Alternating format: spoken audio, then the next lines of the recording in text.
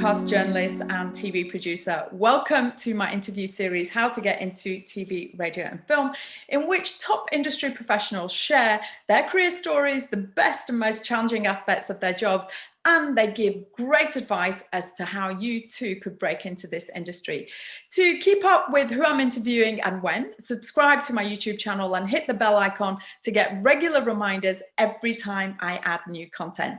Now, let me introduce you to my guest.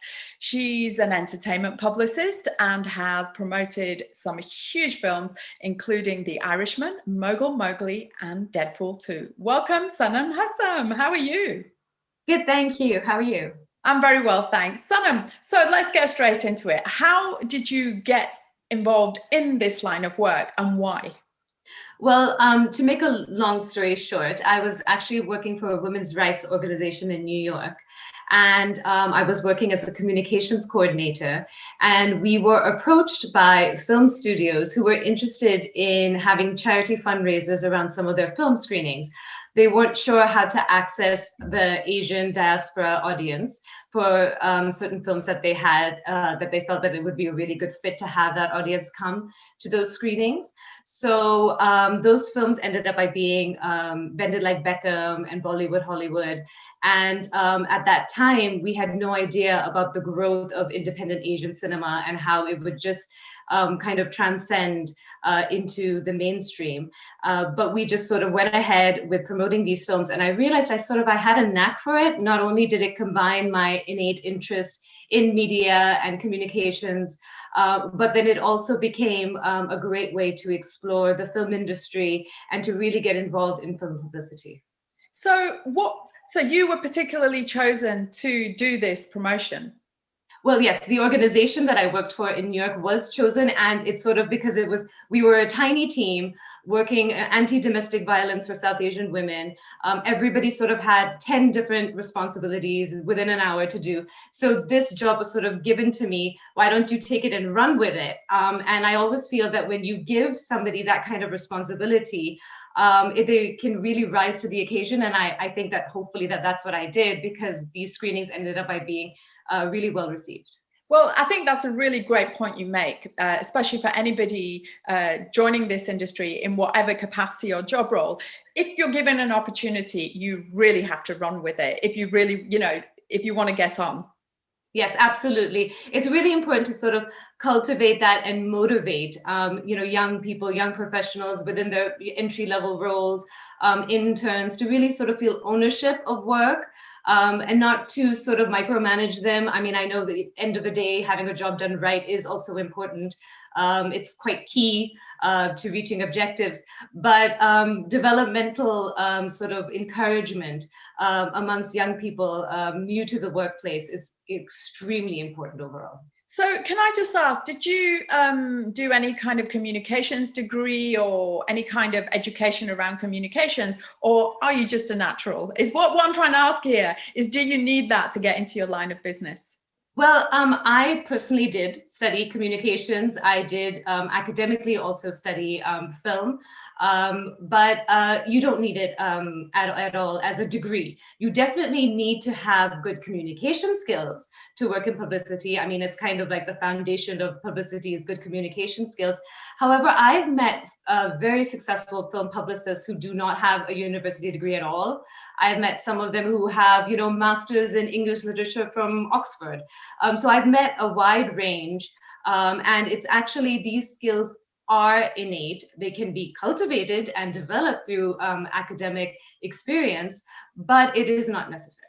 So what other kinds of skill set do you need? And because you've said, you need a publicist, you need a personality where you're very good at communication. So is confidence required in that? And what other kind of skill sets do you need to get a foot in the door if what you do? Well, I think, for what I do in particular, I think understanding the media landscape, having a big sense of what is out there, how things are promoted. I remember a really interesting task that I was given once early on was sort of look at different kind of coverage and interviews and reviews that are being done and think about a film campaign and where you think it would have a good fit in. So where you could promote this particular film across different TV outlets or print outlets, because not everything is going to be the same, is it? So sort of just really understanding the media landscape is a great skill, and something that you can work on your own. You don't need to go to school for that. You just need to be somebody who accesses the media on a daily basis. And then also being a multitasker, being able to have many balls in the air at the same time, but also being able to look at a campaign from the beginning to the end and how can we reach our objectives. So if the goal is that we need to have 200 people attend the screening and have 20 journalists on the red carpet, and these are the kind of things that we want achieved, how can we get there? How can we make sure it's relevant to that particular campaign? So just really thinking it through strategically. And you've mentioned some of the areas of what it means, what you do as a publicist. Can you kind of just broaden out the other tasks involved in what it means to be a publicist? Well, so with film publicity in particular, you are liaising a lot with the representatives of talent, of the film and by stars. talent, you mean actors, people on screen, yeah? Yes, actors and directors. So now there's two different main parts of the industry. There's the independent film world, and then there's the mainstream studio film world. And with the independent film world, sometimes you'll be directly communicating with the talent, especially the directors and the producers.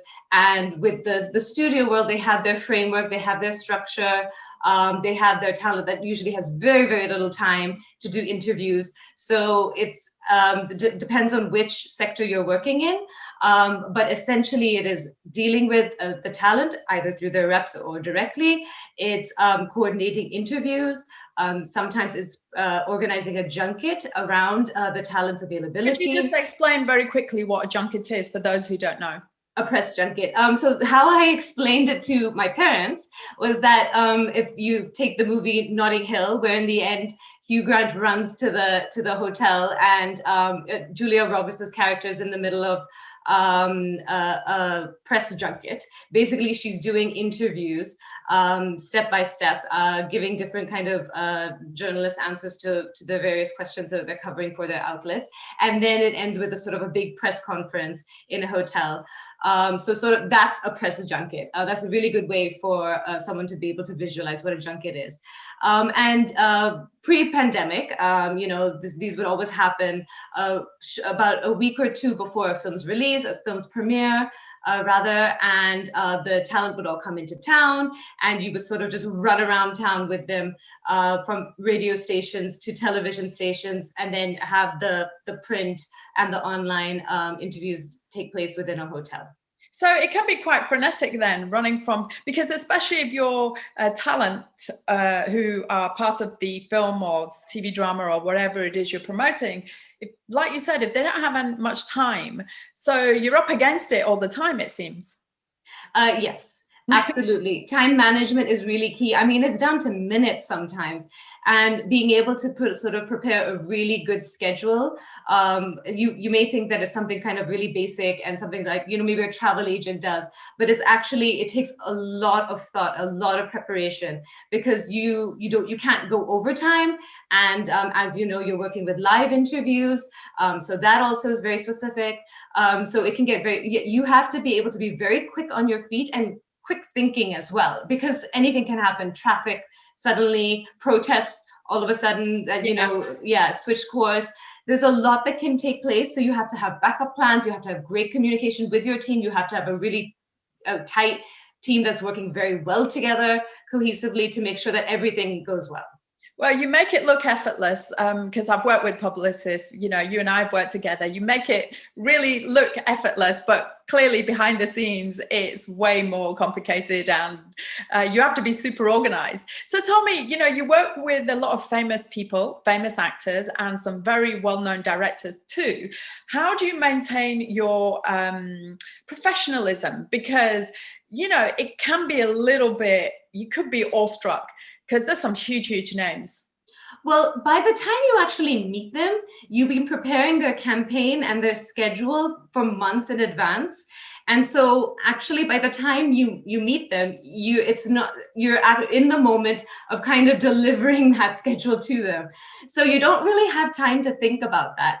It doesn't mean I don't get awestruck. I especially get awestruck by me personally, by the people who have been in this industry for a very long time.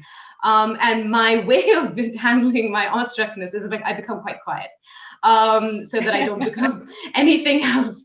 And then I just keep my mind on their schedule. Another really good tip, just to go back a little bit to one of your previous questions, is to always try to have your mind on the next thing that you're supposed to be doing.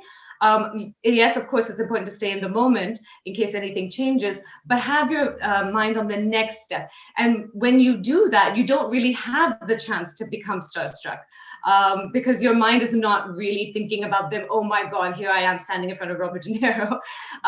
But it's thinking about the next thing. The other thing is that, of course, in the mainstream studio world, there's NDAs signed, and you're only as good as your professionalism in that moment. So if people see that you're acting a certain way, it really takes away from your professionalism. It takes away from sort of everybody thinking you might be a strong team member for the next campaign. And you don't want to do that. This is your job. And the perks are that you might end up in a long car ride with a big film director or a great actor, and have a great conversation with them. And those are the great takeaways from these moments. So let me just get this correct, right?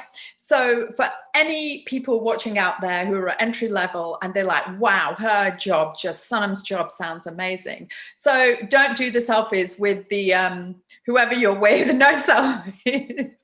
No, it's really not allowed. There have been interns who've gotten in trouble for posting selfies on Instagram and things like that. It's really, and like I said, you're in the moment. You're supposed to, your mind is on your job. Your mind is not on kind of just cushioning up to this famous celebrity. So just keep it professional. Keep it professional. So you mentioned one of the perks, one of the benefits of the job, you may get to know these celebrities. What other positives are there of the job? And can you also talk about some challenges? Yeah, well, being able to see films ahead of their release, especially before the pandemic, seeing them in great locations and cinemas and venues, that's a huge perk. For somebody who's a film lover, especially, that's always very exciting. Meeting great journalists as well, such as yourself. I always enjoy that. It's really, publicity and journalism go hand in hand. So I actually get a little starstruck sometimes when I'm meeting very big editors. And we forget that they also play such an important role and important function. So that's also, for me personally, I find that really interesting. And then, of course, I mean, junkets take place in really exciting locations. You can have great meals with your team. You can, really enjoy that afterwards. Blow off a little bit of steam. Everybody deserves that every now and then. So they are perks. And what about the challenges, and how do you overcome them? The challenges are time management, working with the time difference in LA, and which is something the LA teams usually are very aware of, that's a challenge for people in other parts of the world, because they're actually the ones who are at odds with the rest of the world with their time difference. But it can be a challenge, especially if you have a family and you have, young children at home and things like that. But it's, if you're working for someone, who understands that, or your team is supportive of that, that really helps. And what about challenging personalities you might have to encounter along the way? And I'm talking about talent. Oh, talent. I thought you were talking about my fellow colleagues, which I've had colleagues too. Because look, the point I'm trying to make here is that no matter which work environment we go into, it's rare that where everybody is going to get on. Everybody can remain professional and things can work very nicely. But, from time to time, you do come across some challenging personalities. Yes. Well, okay. So with the talent, first of all, keep in mind that they're probably severely jet lagged. They've hopped up on a plane, mind you, it was probably a private plane, which is very luxurious, but still they're on LA time. They might have actually had to do a stopover in New York for some other promotion. They're really quite drained, and they're there to just do their job. So there might be a little bit of that you have to face. And because they're human, and because they're working on a very stretched amount of time, it's good to sort of be like, try to figure out what their favorite smoothie is or their preferred coffee is, and then be proactive about getting that to them, and just to make them, as you would want to do to your relative who might be jet lagged, or your good friend. It's just the same kind of thing, just to make them feel a little bit more relaxed. So some talent there's no helping, to be very honest. Some of them have reached a stage in their career where they feel like they owe no explanations to anyone, and there are people like that in every industry. Yeah. It's not specific to acting or film, but it's just sort of, again, just keep your mind on your job. You're there to deliver a schedule, have them do the press. If they do the press, you've achieved your objectives. You've achieved what you need to achieve. So tell me, let's just talk about the films themselves. Of course, you do TV as well, and you represent talent. But I just want to talk about films which span internationally, of course. So you mentioned earlier on, at the beginning of your career, you dealt with independent and mainstream films. I presume that's still the case. And can you just share with us what kind of areas you cover, which geographically? Yes, I found myself really fortunate to be in a position where I cover both the independent and the mainstream world, film world. And with the independent, that's Asian independent cinema. And I'm a real champion of that particular type of film genre, not just because those were the first types of films that I was promoting, but also because I saw that within the UK, because Bollywood was such a huge engine, and especially how they were able to really get their foot in the door early on with Cineworld, and every weekend it was sort of like, let's see what Shah Rukh Khan film is playing within the Asian diaspora community. And can I just mention, Shah Rukh Khan is like probably the biggest star on the planet. Even though people might not have heard of him, he's very famous around the world. Yes, I mean, yeah, I even within the mainstream film world, he's known, and they're in awe of how big he is, because they're like, just when some of them at Fox had to work on My Name Is Khan, they were like, we were not prepared for that level of celebrity that he received from the masses and everything. So yeah, it is definitely, I mean, his celebrity is another level. But back to the point, which was international films. So international films, yeah. Yeah, you deal with films from across different geographical regions. Yes. So with the independent Asian films, I saw that within the UK film industry, there was a really big need for representation of these films, because they would do very well at film festivals, such as the Tongues on Fire Film Festival or the London Indian Film Festival, but that nobody would really sort of pick them up for distribution. And that also there was an appeal for these films within the world cinema audience. So that's not just the UK Asian diaspora audience, but also the world cinema audience as well. So about in the mid 2009, 2010, I started a film distribution company that specialized in releasing these films. And we did films from Pakistan, from India, Bangladesh, and titles like Ramchand Pakistani, up till Reluctant Fundamentalist and Gangs of Wasseypur. And it went, the process was fantastic. We had cinemas like Curzon and Picture House who were really receptive to these releases. And like I said, we had a nice blend of world cinema and Asian diaspora. Yeah, I mean, and some of those films are so very interesting, because it's a different perspective of storytelling. It's a different way of storytelling, and they're incredible. And now what I'd like to talk about is the pandemic. Against the backdrop of the pandemic, the film industry has been hit pretty hard. Actually, the whole of the industry, TV, radio perhaps less so, and film. Certainly film and TV have been hit hugely in terms of production. Do you think it's not a good time to be pursuing or trying to get a career in the industry right now? Or should, those at entry level just carry on irrespective? Yeah, I mean, there's a hiring freeze, to be sure. There's definitely a hiring freeze, and one should be careful of that. I mean, fantastic colleagues that I've worked with are on furlough. So it is a very difficult time for sure. that doesn't mean that you still shouldn't educate yourself. As I said in the beginning about, the media landscape, think about how films or television shows are publicized. When you turn on the TV and you see an interview, think about the placement of that, how the journalist responds to that particular film. When you open the newspaper, how films are reviewed by certain editors. So there's still a lot of preparation work that you can do once this pandemic lifts. And once things are back up and running, and in the meantime, develop your LinkedIn account, have a really great little profile up there about how you're interested in breaking through, start trying to network with people, add me as a contact, and start seeing how you can grow from there. Yeah, that's all very great advice. And also, it's been really interesting to hear about your career and, your world of film publicity. Thank you so much for your time today, Sanam. It's been really great talking to you.